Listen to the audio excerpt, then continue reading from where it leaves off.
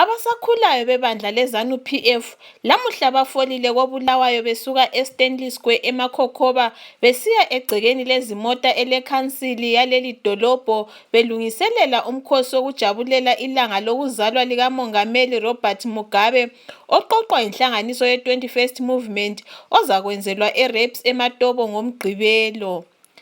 Inhlangothi zikahulumende ezibalisa ezamajele, amapholisa, iBulawayo Polytechnical College, i-Environmental Management Authority, iZimbabwe Tourism Authority, olwezempilakahle labasakhulayo bebandla leZANU-PF lamhlanje batshengisele bethakazelela ilanga lokuzalwa lamalungiselelo edili likaMongameli uRobert Mugabe becula belentokozo. uChalimani wabasakhulayo webandla leZANU-PF koBulawayo, uNkosazana Anna Moholo, uthi sebelungele ukuyathakazelela leli langa.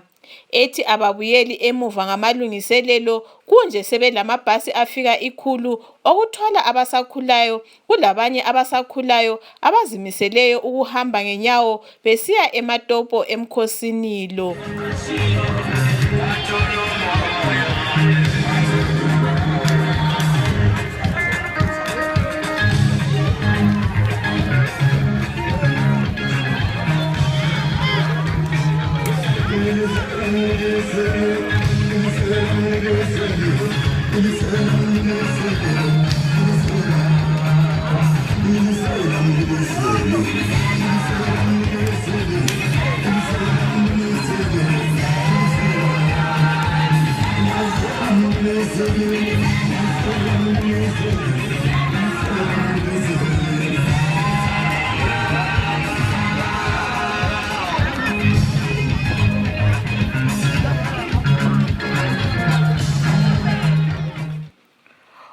Adriana Kanyanewe osakhulayo weZANU-PF uthi umumo ongamanga kuhle ezweni uzalunga njalo ilanga lokuzalwa kukaMugabe lilanga okumele balithakazelele noma kanjani. Owake waba lilunga leCabinet kuhulumende weZANU-PF kodwa wabalekela lumsebenzi ethi akusebenzeki osengumkhokheli weMandela Institute for Development Studies uDkt Nkosana Moyo uthi uMugabe uqakathekisa ukuzijabulisa lona ilizwe libhekane lobunzima edlalisa imali. Omunye osakhulayo wakoBulawayo uMatthew Nyathi yena uthi uyadana ukuthi idili leli selingabangela ukuvalwa kwezikolo lokufola, ethi abantu bangalokothi beye kulo umkhosi. NgoMgqibelo uMongameli Robert Mugabe ukhangelelwe ukuthakazelela ilanga lakhe lokuzalwa enelise iminyaka engama-93 ngoLwesibili eRabs eMatopo, noma nje iningi lisithi akuqakathekanga uma beqathanisa lesimo esibhekane lelizwe.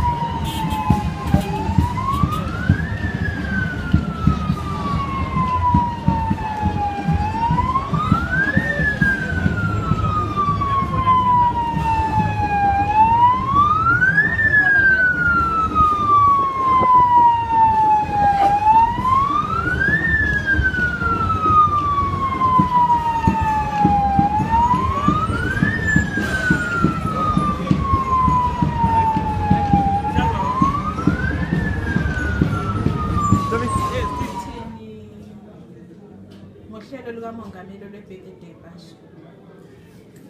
Yekela ngiphendule umbuzo wakho nge-illustration. eTanzania nti liyakwazi ukuthi kulo president omusha kuthiwa nguMagufuli. uMagufuli wathi ngena njengomongameli omutsha wakhangela into yonke eyenziwa i-government lapha abaqeda khona imali, ukusebenzisa abakwenzisa imali nokuhamba nje abakwenza besiya ephetsheya. Wehlisa yonke into, wathi ama-minister ukuhamba kwayo kumele kwehlise ukuthi bangasebenzisi imali eningi. Mina njengokubona kwami, njengoba nje abantu balapha eZimbabwe behlupheka kangaka, i-economy ingasebenzisi, imisebenzi ingekho, kube kungaba kuhle ukuthi umongameli atshengise laye ukuthi uyakubona ukuthi abantu bayahlupheka, ukuthi kungalahlwa imali eningi isenziwa into ye-birthday. Kutshengisa ukuthi uyakubona laye ukuthi umumo wangaphandle o-economy awulunganga, laye atshengisele ukuthi uyabona nje ukuthi ayisiyo into esivumelayo ukuthi siyesebenzisa. Ngazi ukuthi imali eningi, abanye besithi it's over $2 million, imali eningi kakhulu leyo, ukuthi ngayiyelungiseza isibhedlela kumbe izikolo zabantwana ezingela equipment, into ebingaba ngcono. Yikho ukubona kwami. Ngimele iStudio 7 koBulawayo, nginguNompumelelo Moyo.